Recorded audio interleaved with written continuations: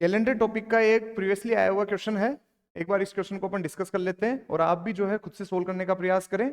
मैं आपको इसको बता देता हूं। देखिए, क्वेश्चन है कि जोसेफ क्लब में प्रत्येक 5वें दिन जाता है। जोसेफ क्लब में प्रत्येक 5वें दिन जाता है। हर्ष प्रत्येक 24वें दिन जाता है और सुमित प्रत्येक 9वें दिन जाता है। यदि तीनों जो है किसी रविवार को क्लब में मिले तो ये बताओ कि उसके बाद में तीनों एक साथ जो है वापस क्लब में कौन से दिन पे मिलेंगे। ठीक है, यानी हमें तीनों का फिर एक साथ में मिलना जो है कौन से दिन को होगा वो बताना है। इससे पहले आप मुझे एक बात का जवाब दो कि सपोज राम जो है, राम नाम का एक व्यक्ति है, ये हर तीसरे दिन, यानी हर तीसरे दिन जो है मंदिर जाता है।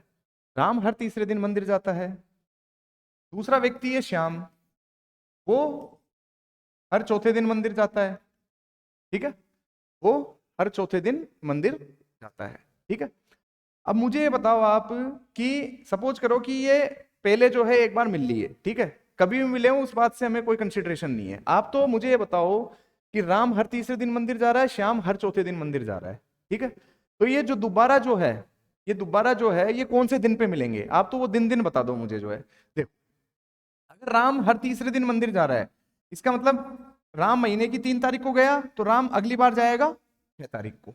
ठीक है, श्याम महीने की 4 तारीख को गया तो अगली बार जाएगा 8 तारीख को। राम फिर जाएगा 9 तारीख को तो श्याम जाएगा 12 तारीख को। राम फिर जाएगा 12 तारीख।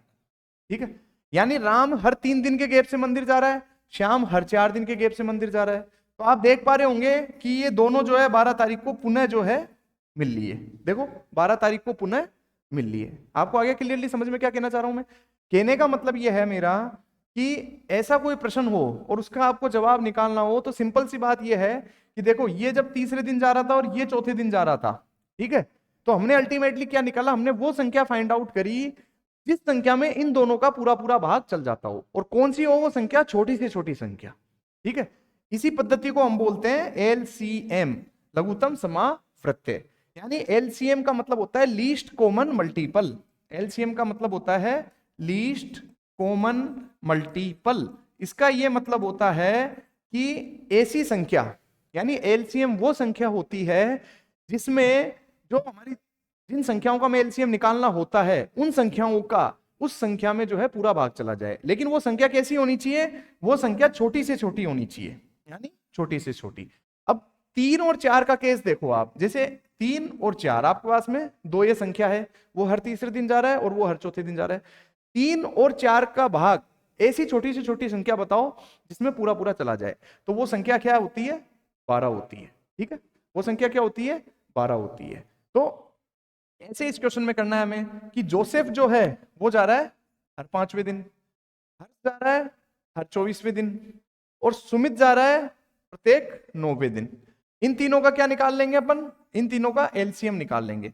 एलसीएम का मतलब है हमें वो संख्या निकालनी है, कौन सी? छोटी से छोटी। वो छोटी से छोटी संख्या निकालनी है जिसमें इन तीनों का पूरा पूरा भाग चला जाए। ठीक है, तो वो कैसे निकालेंगे अपन? देखो, वो ऐसे निकालेंगे, ये 5, तो 5 के जो फैक्टर है वो 5 होता है, 1, 5 गुना 1 क्योंकि प्राइम नंबर है। 24 को हम तोड़ लेंगे, 2 गुना 2 गुना 2 गुना 3, और 9 को तोड़ लेंगे अपन तो क्या आया? 3 गुना 3। ठीक है, तो जैसे इसका एलसीएम जब हम निकालेंगे तो देखो, एक तो आ गया 5 हमारे पास में, इधर से ये 2 गुना 2 गुना 2, और ये 2 जो है 3 है, ये ले लिया अपन ने। तो ये आ गई हमारे पास में संख्या 360। अब आप चेक करके बताओ कि 360 में 5 का भाग पूरी तरह जाएगा ना? 360 में 24 का भाग पूरी तरह जाएगा और 360 में 9 का भाग पूरी तरह जाएगा। क्या इससे कोई छोटी संख्या है ऐसी जिसमें इन तीनों का भाग पूरी तरह चला जाए? तो आप ऐसा पाओगे कि ऐसी कोई छोटी संख्या नहीं है जिसमें इन तीनों का भाग पूरी तरह से चला जाए। तो हमारे पास में सबसे छोटी संख्या कौन सी आ गई? वो 360। अब 360 हमारे पास में आ गई। 360 में हम क्या करेंगे? कैलेंडर वाले टॉपिक पे आ जाओ। अब आप 7 का भाग देंगे। ठीक है, क्योंकि एवरी 7 डे बाद में रिपीटेशन स्टार्ट हो जाता है। जैसे आप 7 का भाग दोगे तो आपके पास में 3 शेष बचेगा। ठीक है, ये क्या होंगे? 3 विषम दिन होंगे। क्या होंगे? 3 विषम दिन। ठीक है, कब मिल रहे थे ये? रविवार को। तो रविवार में जैसे हम 3 दिन ऐड करेंगे तो ये क्या है? वापस से मिल जाएंगे। तो वो दिन कौन सा होगा? बुधवार का दिन। यानी ये वापस कब मिलेंगे? बुधवार को मिलेंगे। ये क्वेश्चन था भाई लोगों। ठीक है, तो इसके अंदर आपको जो बेसिक जो न्यूमेरिकल एबिलिटी की जो अप्रोच लगानी थी वो क्या लगानी थी, इसमें एलसीएम का यूज करना था इसमें। और एलसीएम जो है ना वो अप्लाई होता है कई अलग अलग केसेस के अंदर। यानी एलसीएम जो है उस जिस टॉपिक को हम पढ़ते हैं उसकी कई अलग अलग जो है एप्लीकेशन होती है, कई अलग अलग उसके प्रैक्टिकल यूज होते हैं। जैसे एक प्रैक्टिकल यूज अपने को ये देखने को मिला। अगर आप इसको जनरलाइज्ड वे में भी देखते तो आप इस बात को समझ जाओ कि जो से 5वें दिन जा रहा है, फिर वो जाएगा 10वें दिन, फिर जाएगा 15वें दिन, फिर जाएगा 20वें दिन, फिर जाएगा 25वें दिन, फिर ऐसे जो है अपना सुमित 9वें दिन जा रहा है, फिर जाएगा 18वें दिन, फिर जाएगा 27वें दिन। तो ये सब जो है अलग अलग दिन पे जा रहे हैं, मिल नहीं रहे। तो हमने क्या है कि उस कंडीशन को सेटिस्फाई करने के लिए क्या करेंगे, हम वो संख्या निकाल लेंगे छोटी छोटी जिसमें इन तीनों संख्याओं का भाग चला जाए। ठीक है, तो वो संख्या क्या होगी, वो संख्या होगी जिस दिन वो तीनों मिल रहे हैं। ठीक है, ये था क्वेश्चन। नेक्स्ट क्वेश्चन देखते हैं। एक क्वेश्चन और है, देखिए ये भी आया हुआ क्वेश्चन है। इसके अंदर दो कथन दिए गए हैं आपको और प्रश्न पूछा गया है। कथन है कि किसी महीने का अंतिम दिन क्या है, बुधवार है। किसी महीने का अंतिम दिन बुधवार है। कथन दो दिया हुआ है, किसी महीने का तृतीय शनिवार उसका 17वां दिन है, यानी 17वां दिन है, यानी 17th जो है दिन है किसी महीने का तृतीय शनिवार। क्वेश्चन अपने से पूछ रहा है, वो क्वेश्चन अपने से पूछ रहा है कि बताओ इस माह के 14वें दिन कौन सा वार है। इस माह के 14वें दिन कौन सा वार है। ठीक है, तो देखो कथन वन से जब हम कथन वन को ले रहे हैं तो कथन वन से क्या आप रिकॉग्नाइज कर पा रहे हो कि इस माह के 14वें दिन कौन सा वार है। जैसे आपको दिया हुआ है किसी माह का अंतिम दिन बुधवार है, तो आपको थोड़ी पता है कि वो महीना 30 दिन का है, कि वो महीना 31 दिन का है, कि वो महीना 29 दिन का है, या वो महीना 28 दिन का है। यानी 28 दिन का फरवरी का महीना होता है, लेकिन वो होता है जब साधारण वर्ष होता है। 29 दिन भी फरवरी होता है, लेकिन वो होता है जब ये लीप ईयर होता है। 31 दिन वाले महीने जो हमें पता ही है, जनवरी, मार्च, मई वगैरह जो होते हैं, और 30 वाले दिन वाले महीने भी हमें पता है। अब हमें ये पता ही नहीं है, स्पष्ट ही नहीं है कि वो महीना कितने दिन का है। जब हमें ये नहीं पता कि वो महीना कितने दिन का है, तो हम कैसे निकाल सकते हैं कि उस महीने का 14वां दिन कौन सा होगा। तो कथन वन से हम नहीं निकाल सकते। ठीक है, तो इसका मतलब कथन वन तो जो है किसी भी केस में पर्याप्त नहीं होगा इसका उत्तर देने के लिए। ठीक है, फिर कथन टू पे चलते हैं अपन।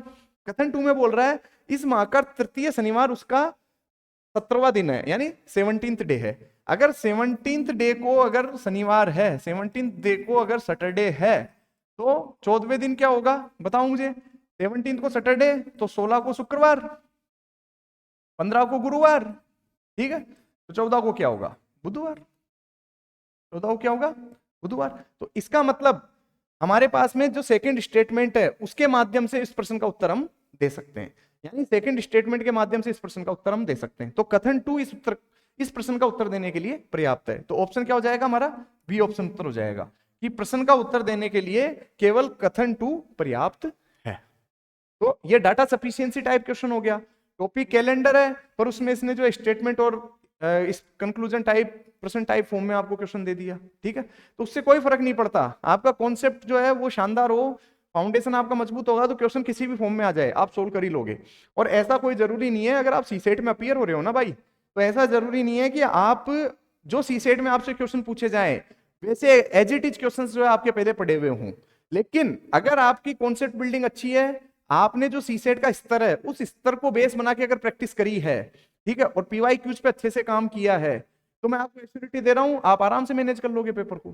ठीक है, क्योंकि यूपीएससी स्तर में कोई बदलाव नहीं कर रहा। आप पाएंगे जब पिछले वर्ष का एनालिसिस करेंगे तो लगभग पेपर्स का स्तर जो है बस 19-20 का ही फर्क है, ज्यादा कोई बहुत बड़ा फर्क नहीं है उनके अंदर। ठीक है, ये मैं आपको जो है मैं जल्दी एक वीडियो लेके आ रहा हूं जिसमें आपको स्पष्ट करूंगा कि जो भी प्रीवियस ईयर पेपर हुए हैं अपने, जैसे अपन एवरेज लास्ट 5 ईयर के ले लेंगे, ठीक है, तो उनमें हम पाएंगे कि हर पेपर में जो 55 क्वेश्चन वाला जो पोर्शन है ना अपना मेंटल एबिलिटी और न्यूमेरिकल एबिलिटी का, जो 55 क्वेश्चन वाला पोर्शन है, उस 55 वाले पोर्शन में से 20 से 25 क्वेश्चन हर पेपर में आप जो है बड़े ही आराम से जो है सही कर सकते हो। और फिर 25 क्वेश्चन आता है आपका आरसी का, रीडिंग कॉम्प्रेंशन का। उसमें से कोई भी व्यक्ति जो जीएस लेवल की तैयारी कर रहा है, जो यूपीएससी लेवल की तैयारी कर रहा है, वो व्यक्ति इजी वे में जो है 10 क्वेश्चन मैनेज कर लेता है, तब भी आपकी कट ऑफ क्लियर हो रही है, तब भी आप क्वालिफाई हो पा रहे हो उस पेपर में, क्योंकि इस पेपर में क्वालिफिकेशन के लिए 27 क्वेश्चन रिक्वायर्ड है। तो इसलिए कोई स्ट्रेस ना लें ज्यादा, आराम से जो है ना बस फाउंडेशन को मजबूत करें, क्वेश्चन की भाषा को समझें, और क्वेश्चन की भाषा को समझ के जैसा क्वेश्चन बोल रहा है बस उस वे के अंदर आप आंसर देने की कोशिश करें। बस आप इसी पैटर्न को फॉलो करें, क्वेश्चन को जो है ना उसको ढंग से समझे, क्वेश्चन की लैंग्वेज जो है ना उसको समझे कि उसकी डिमांड क्या है। मैं बार बार एक ही बात कहूंगा कि सीसेट का पेपर आपके थॉट प्रोसेस को चेक करने का पेपर है, आप पेपर उठा के देख लीजिए, आप सही सोच पाएंगे तो सही उत्तर दे पाएंगे जो है, ठीक है। ज्यादा बड़ी कैलकुलेशन का या फिर ज्यादा कोई जो है आपको टॉपिक से संबंधित ट्रिक और टेक्स्ट की जानकारी हो, ऐसी इसके अंदर रिक्वायरमेंट नहीं है, ठीक है। मिलते हैं फिर बाद में। ये कुछ अच्छे क्वेश्चन थे दो जो आए हुए थे, वो मैंने आपसे डिस्कस कर लिए। बाकी अगर आपको कोई डाउट हो आप कमेंट सेक्शन में लिख के भेज सकते हैं। Thank you.